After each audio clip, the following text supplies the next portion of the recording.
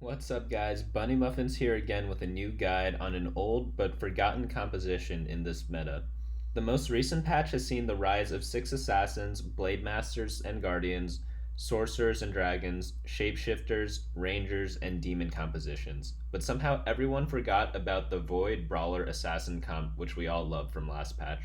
Here are the 3 reasons you should be going void brawler assassins. First, they countered the popular compositions. The most popular compositions at the moment is Rangers, which is easily countered by Cho'Gath's Area of Effect ultimate, which hits their entire team.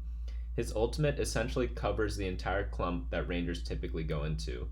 Furthermore, Vi or Blitzcrank can create huge disruptions with their displacement abilities, giving time for Rengar to slowly whittle down their team. Second, this composition is consistent, much more so than the Void and 6 Assassin build that's so popular right now, because you don't need a spatula when you go for brawlers, nor do you need a 3-star Kassadin. This composition even works with low item rolls because you only really need 3 items completed for Rengar. After that, all the other items are of little consequence. I have placed first place plenty of times this weekend, even though I only low rolled my items, such as having only 4 drop from neutral camps, combined with the 4 items from the carousel. Lastly, this new patch created a meta disruption. Previously, Rengar was highly contested, but now almost no one's going for him, giving you easy chances to get him to level 3, along with relative ease in forcing him in a composition. Morello and red buff is also less prioritized compared to previous patches due to people building more early game items or focusing more on BF sword and spatula items in the late game. Now that we know why we're going this composition, let's break it down. While this composition is forcible, it's best done with either a void start with Kha'Zix and Kassadin, brawlers with Rek'Sai and Warwick, or assassins with Zed and Pyke.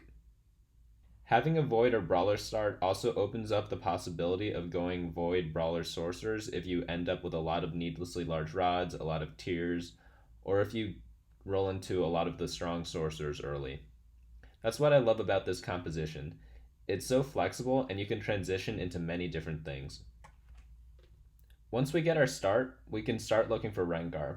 The optimal items on Rengar are in this order: Guardian Angel and Bloodthirster. The third item doesn't really matter that much, but if I had to choose, I'd pick either Rapid Fire Cannon if there are a lot of Yordles or if there are a lot of Phantom Dancers. If not, I'll go for the Infinity Edge, as this gives the most damage. Another reason why I prefer Infinity Edge over Rapid Fire Cannon's mainly used for 6 assassins, and we're only running 3 in this composition, so you don't need the extra range to avoid overcrowding with your assassins. If you can't build Infinity Edge or Rapid Fire Cannon, almost anything else will fit here. Other items I like are Dragon Claw, Phantom Dancer, Red Buff, Seraph's Embrace, and Static Shiv, but a lot of different other items work, and you could honestly put almost anything there as long as it gives either damage or defensive stats. With this in mind, at the beginning of the game, you should be going for a BF sword. This is the most important item because we need as many as we can get. You'll notice that both GA, Guardian Angel, and Bloodthirster are the 2 most important, so we needed to complete both of those, and after that's complete, Infinity Edge would be preferred, but not necessary. In the early game, you can throw all of your items on Zed, such as the Guardian Angel and Bloodthirster, because we'll eventually sell Zed to put in Rengar for. Another quick tip: you want to keep Rengar on your bench until you have him 2-star, or if you only have a 1-star Zed when you get Rengar. Also, make sure to put in Warwick as well once you have Rengar.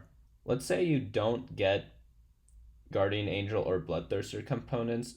Something else that you can build in the early game is maybe a Luden's Echo on Kha'Zix, a tier item on Pyke. Any item will do. I normally just throw a tier on him and don't complete that item until much later in the game and just use my spare item to complete it at the end of the game. And a third item you can build is Morello Namicon, which is over here. And you could put this on Zed as a placeholder, or you could actually put it on Pyke because it's very strong for him, or a random unit that you have 2-starred that you leave on your roster. You'll eventually want to sell that and put those items on Cho'Gath.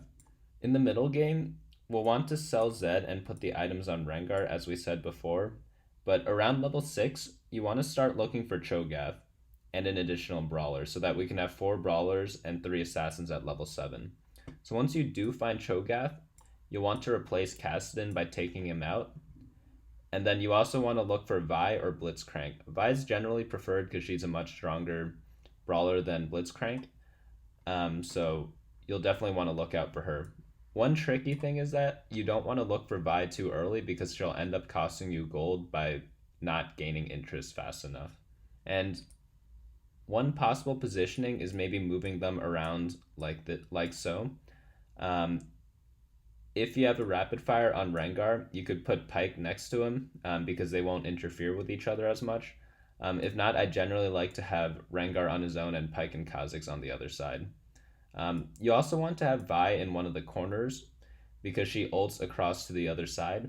And you also want your Cho'gath between 2 of your other brawlers so that he doesn't get mana burned as easily. This composition caps out at level 7, so we want to make sure that we have everything upgraded around this time. So generally you want to roll down to almost 0 to get all your upgrades except for Cho'gath. You don't have to complete him, and I'd rather level up to level 8 to increase my chances for him later or improve my team by adding Hex Tech. Also, if you have extremely high health, say you went on a huge win streak in the beginning of the game, you can start saving for level 8 right away and potentially go for level 9. At level 8, some potential Hex Tech users are, we could use Hex Tech through Jinx or by using Jace.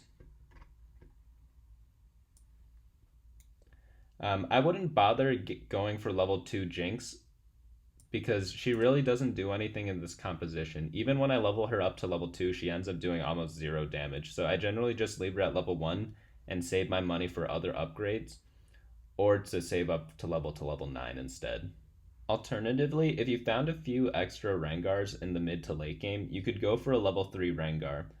Since he's not very contested, he's actually pretty easy to complete, and 3 costs are one of the easiest champions to 3-star because they're the most common units in the late game. If you have spare items, especially if they're tank items, you could just throw them on Cho'gath. His favorite are Guardian Angel and Morellonomicon, but if you can't get that, random combinations such as Warmogs, Redemption, or Frozen Heart also work, though generally if I do have a Frozen Heart, I prefer it on Pyke. Also, don't be afraid to build a Yuumi on Cho'gath if you're presented with those items. Generally, I just leave Pyke with 1 tier and don't complete the item until much later into the game when I have no other options. Some alternatives for champions that you could put in are Akali for Pyke or Evelynn for Pyke. If you go Evelynn instead of Pyke, you could look into adding a demon at level 8. I like having level 2 Brand. He's very strong right now, and this combo is pretty good for their mana burn capabilities. Another substitution is if you go Blitz for Vi and you forgo Hex Tech. This is possible if you just never level to level 8. Sometimes Blitzcrank can be easier and cheaper to complete than Vi. And sometimes you just happen to get a Blitzcrank, and you can just, don't be afraid to plug and play him instead of saving up for Vi. That about wraps it up for this video. I hope you enjoyed this. This is pretty free elo since the core strength of the composition hasn't changed from the last patch. And for some reason, everyone is valuing other compositions higher than Rengar, even though he's still very, very strong. The mid-game monster that Rengar becomes with GA and Bloodthirster can easily take over games and place you into the top 3 very, very often. The only thing that is important is getting GA and BT on Rengar, as seen here. You also want to make sure that you get him to level 2, but other than that, almost nothing else in this composition really matters that much. The low item requirement makes this composition really consistent and forceable. I hope you have fun with your climb, and stay tuned for more videos. Hey guys, hope you enjoyed the video. Feel free to like, comment, and subscribe, and follow me on my socials below.